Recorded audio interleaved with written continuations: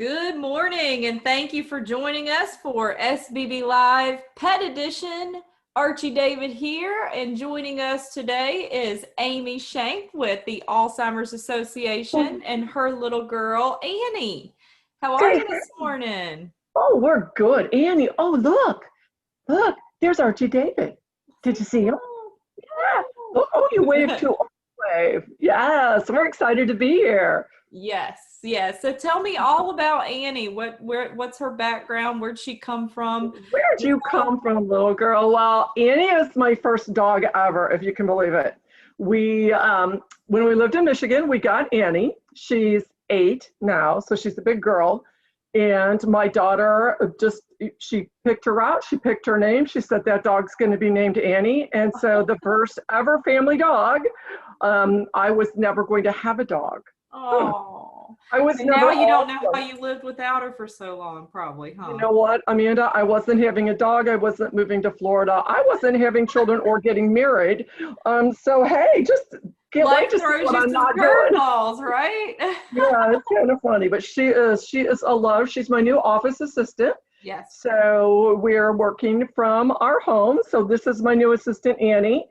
She tends to sleep on the job a lot, but it's okay.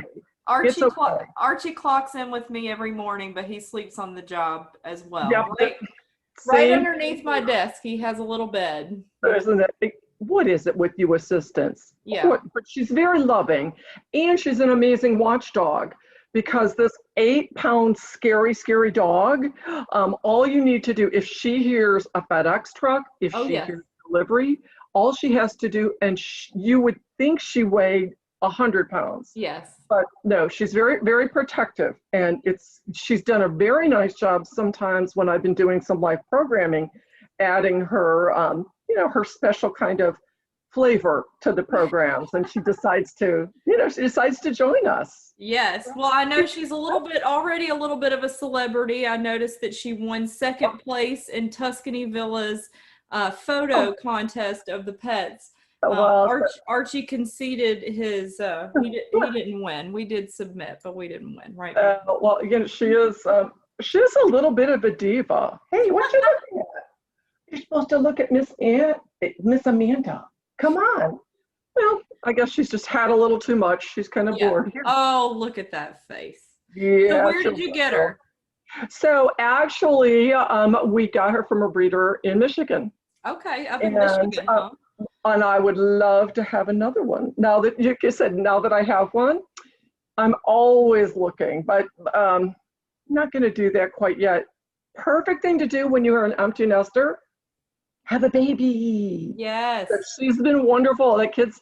Our kids were home during COVID, and they're both back at college now. And so she didn't know what to do. She had all these people around her. She's like, get out of my space. What's going on I think here? She's really acclimated to having somebody home with her, gotten into her little routine. Yes. Yes. We'll have to keep an eye out. Helping me. We'll have to keep an eye out for some rescues. There's some really great rescues in the area that are. Don't worry. Yeah. I always see the ones that you have. So I always look on Facebook, because you are the queen of getting them there. So yes, we look. We can't convince Daddy yet, can we? Oh, are you bored? This is an important interview, and you're yawning. Right, Annie. I can't believe it.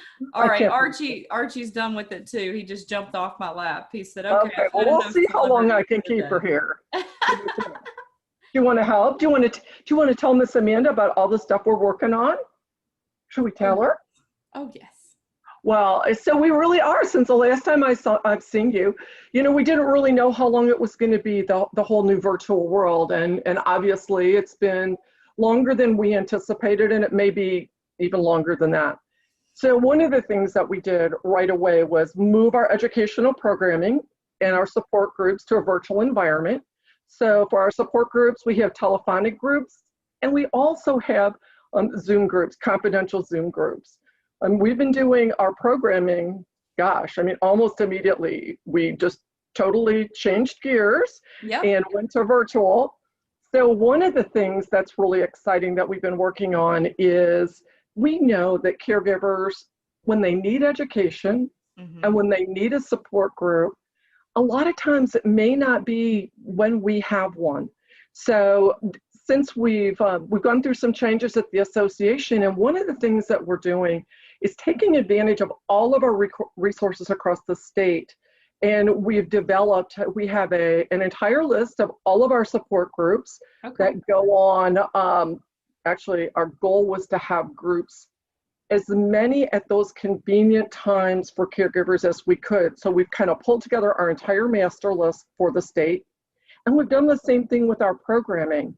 Right. So the newest twist to programming is that we have our programs have been recorded and they're on demand. So we call it alzprogramsanytime.org. Okay. So, caregivers, maybe 10 o'clock in the morning is just not a good time. Okay. But maybe their loved one is taking a nap in the afternoon. They can log in anytime. And we've always had online education available. But what these are recorded webinars where you have somebody who's doing that presentation and adding some things so that it's a little bit different than doing your program online. So we've just launched that. We're really excited about that. And one of the other things that we're working on in conjunction with the DCCI of Lee County is we're looking at putting together a pretty robust caregiver educational program starting this fall, but really kind of kicking off next year. So that's in the works, more to come. Perfect. And we made the decision to keep it virtual because one of the things that we know can be difficult for caregivers is to be able to get away. And so they may not be able to leave their loved one. They may not have someone to care for them. So in kind of a funny way, the virtual opportunity is really helping us to reach more people or people who might not traditionally be able to leave and go to a specific location for a program. That's a really good point. You're probably reaching an audience that you never had the opportunity to reach before and bringing these valuable resources. And even though the caregiver education has been online this whole time, I think people weren't quite ready for the virtual world until it was forced upon them and we all had to adjust. And now that they are used to this platform, you'll probably get more access and use out of those videos that you had available all along. Well, I agree with you 100%. I think if you don't have to use something and for whatever reason, you're not comfortable with it or feel you're not tech savvy, right? I'm not going to look at it. But what we're finding is that now that this is kind of the way of the world, and many families have been using Zoom and other modalities to communicate, it's not so foreign. Right. And actually, we did just transition to Zoom. We had a different virtual platform and realized that for the scope of what we wanted to do, and knowing that if people know a system, many times it's Zoom, so we've transitioned to using Zoom too. So it's a little bit more user-friendly, and and we're excited to be able to do that, because sometimes people do want to be part of the actual live virtual program, and they have that option as well. So have we been busy? Oh, Amy. A little bit. Amy, it's so good to have you on the show and bring on little Annie, your assistant, little Annie. I want to thank you for your time this morning, and until we can see each other again, I'm giving you a virtual hug. You know what? Right back at you. And Annie's giving a hug and a woof to Archie as well.